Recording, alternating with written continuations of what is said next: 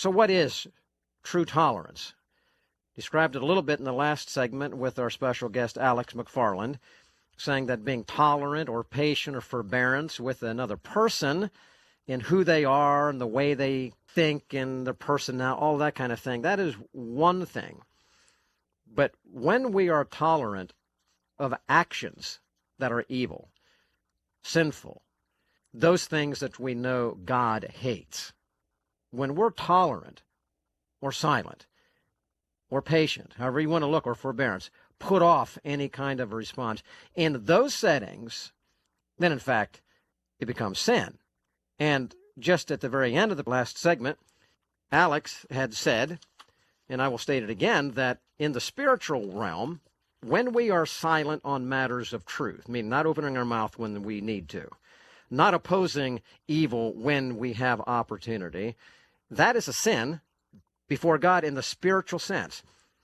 But when we fail to do it in our community, when we fail to speak out in society, when we fail to speak out in our culture, it's cowardice.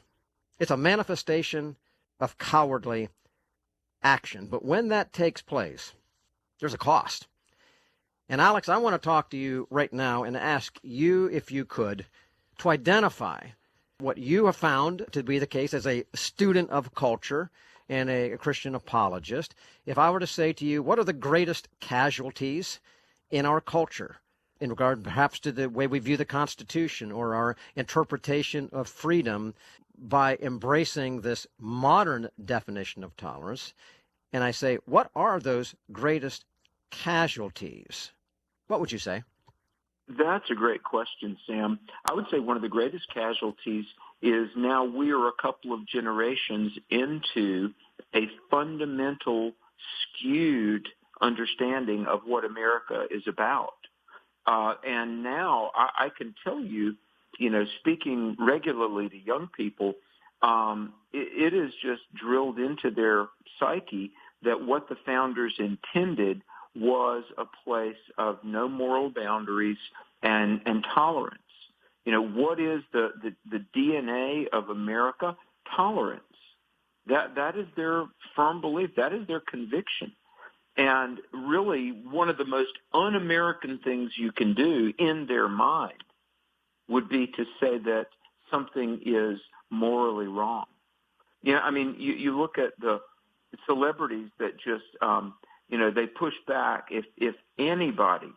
And what's so sad is many of these celebrities like, Katy Perry or Miley Cyrus or others, they profess to be Christians, but yet they call pro-life people anti-choice, and they call pro-life people, conservatives who want to deny health care from women, and they're so pro-abortion.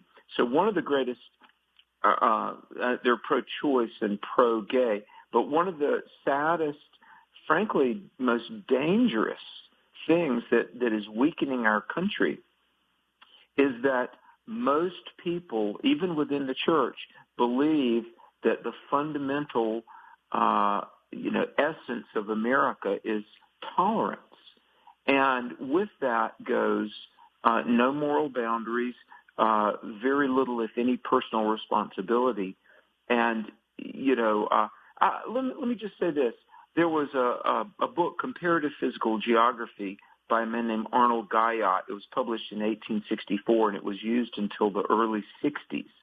And in the introduction of this secular public school geography book, it talked about in the introduction that the birth of America was, quote, a leading link in the gospel dispensation. Here's even a secular geography book that assumed, it was just assumed to be true, that the birth of America and the wedding of the principles of civil government with biblical principles was, sure, a context by which we could pursue life, liberty, and happiness, but it was something God sovereignly was doing in, quote, the gospel dispensation. In other words, the birth of America, the genesis of our country and our DNA was moral truth and a specifically Judeo-Christian worldview such that, yes, the immediate citizens could enjoy a better standard of life than anywhere else on earth, but also ultimately, in a large sense, America was about the Great Commission. And so, apart from a miracle of God, we're in the process of irrevocably losing our understanding of what we are.